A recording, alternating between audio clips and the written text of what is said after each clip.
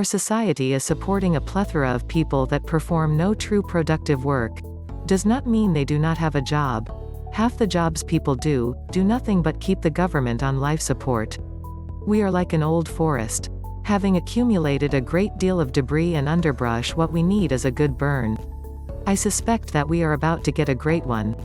We are largely running a bread and circuses type of economy where precious little is created for the benefit of the coming generations other than poisonous debt. Furthermore, the 6.5% annualized growth for the quarter is nothing more than 1.6% for the quarter, and therefore just a statistical sleight of hand. Everybody talks of a reset. Before we get the reset, we will have a massacre on every level. Heaven help those that have little knowledge of history and a great deal of Facebook time. I'm going to say that turning the entire world into an authoritarian medical police state where only around 2/3 of the population is allowed to travel or do business as they slowly die from blood clots and ineffective immune systems will have a negative effect on the economy. The way to crush the bourgeoisie is to grind them between the millstones of taxation and inflation. Vladimir Lenin. The United States economy recovered at a 6.5% annualized rate in the second quarter of 2021, and gross domestic product, GDP, is now above the pre-pandemic level. This should be viewed as good news until we put it in the context of the largest fiscal and monetary stimulus in recent history. With the Federal Reserve purchasing $40 billion of mortgage-backed securities, MBS, and $80 billion in treasuries every month, and the deficit expected to run above $2 trillion, one thing is clear: the diminishing effect of the stimulus is not just staggering, but the increasingly short impact of these programs is alarming. The GDP figure is even worse considering the expectations. Wall Street expected a GDP growth of 8.5%, and most analysts had trimmed their expectations in the past months. The vast majority of analysts were sure that real GDP would comfortably beat consensus estimates. It came in massively below. What is wrong? In recent times, mainstream economists only discuss the merit of stimulus plans based on the size of the programs. If it is not more than $1 trillion, it is not even worth discussing. The government continues to announce trillion-dollar packages as if any growth at any cost were acceptable. How much is squandered, what parts are not working, and, more importantly, which ones generate negative returns on the economy are issues that are never discussed.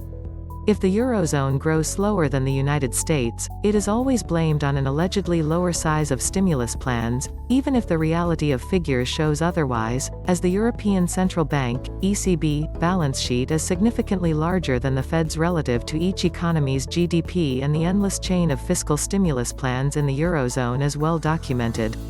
In the United States, we should be extremely concerned about the short and diminishing impact of monster stimulus plans. Paul Ashworth at Capital Economics warned that this is more evidence that stimulus provided surprisingly little bang for its buck, and reminded people that, with the impact from the fiscal stimulus waning, surging prices weakening purchasing power, the Delta variant running amok in the South, and the saving rate lower than we thought, we expect GDP growth to slow to 3.5% annualized in the second half of this year. The so-called consumption boom that many expected for 2021 and 2022 after the high savings increase of the lockdowns is now more than questioned. Real consumption probably contracted in May and June. The consensus has made downward revisions to income growth estimates, and the saving rate is estimated to have fallen to 10.9% in the second quarter, very close to the trend average of 9%. Furthermore, residential investment contracted by 9.8% and federal non-defense spending contracted by 10.4% even with massive deficit spending. The 0.8% monthly increase in headline durable orders in June was also a lot smaller than consensus had expected. Excluding transport, it was worse, at just a 0.3% month-on-month rise. Additionally, inflation is eroding citizens' purchasing power and weakening the margins of small and medium enterprises.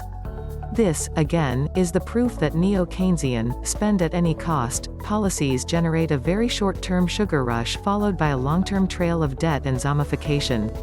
This disappointing 6.5% annualized gain in second quarter GDP, well below the consensus at 8.5%, is even worse considering the monster size of the fiscal and monetary stimulus, with declines in residential investment and a bigger drag from inventories. Something is very wrong when the US GDP is growing at 6.5% but salaries grow only at 3.5%, with inflation at 4% annualized and the PCE price index at 6%, weekly jobless claims at 400,000, and continuing claims at 3.3 million. In March 2020, jobless claims were coming in at about 220,000 a week. With these figures, it is not a surprise to see that the University of Michigan Consumer Confidence Index has fallen to a 5-month low of 80.8 in July from 85.5, driven by both the current conditions and expectations indices, with the former falling from 88.6 to 84.5 and the latter showing a slump from 83.5 to 78.4. The 0.6% increase in retail sales in June was a decline in real terms, as consumer prices rose 0.9%. Additionally, May's decline in headline sales was revised up to a worse figure, 1.7%, from 1.3% previously published. Is this a healthy economy? No. The entire stimulus plan is doing nothing to improve the job recovery or the real economic improvement. The real economy collapsed due to the lockdowns and is recovering thanks to the vaccination and reopening. Almost all of those trillions of dollars spent on questionable programs are generating no real effect. We can even say that jobless claims should be half of what they are today in a normal recovery and that massive government intervention is slowing the improvement. It cannot be denied that the government and economists need to start looking at these programs and monitoring their results, not just adding another zero to the next stimulus program and hoping for the best. The disappointing quarter GDP is also a concern because the slowdown will likely be abrupt and leave a trail of debt that will be very difficult to reduce. However, if governments can spend all they want, they will always blame the weak results on not spending enough. Does this mean that nothing should have been done? No. To ensure a robust recovery and lower inflation, the government should have implemented supply-side measures, tax rebates, and support job creation, boosting business startups and helping small and medium enterprises, not bloating federal programs that have nothing to do with COVID-19 under the excuse of the pandemic. This is yet more proof that you cannot print and spend your way to prosperity. The lesson is that artificially bloating GDP and inflation always hurts the economy in the long run, especially the middle classes, who suffer more the loss of purchasing power and the difficulty to save. Germany and UK sending warships to the South China Sea. Increased aggression and provocations in a dangerous game of one-upmanship in the Gulf region. Increased power grab by governments in the West over their own constituencies. Financial markets on a full throttle advance off the cliff. We are staring dead into the eyes of coming calamity.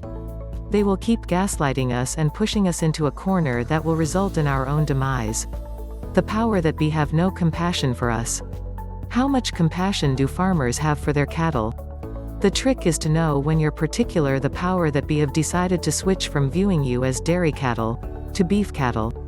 And get yourself somewhere the hell else. Biggest problem with globalism is, there is no somewhere else anymore. This was the Nomad Economist.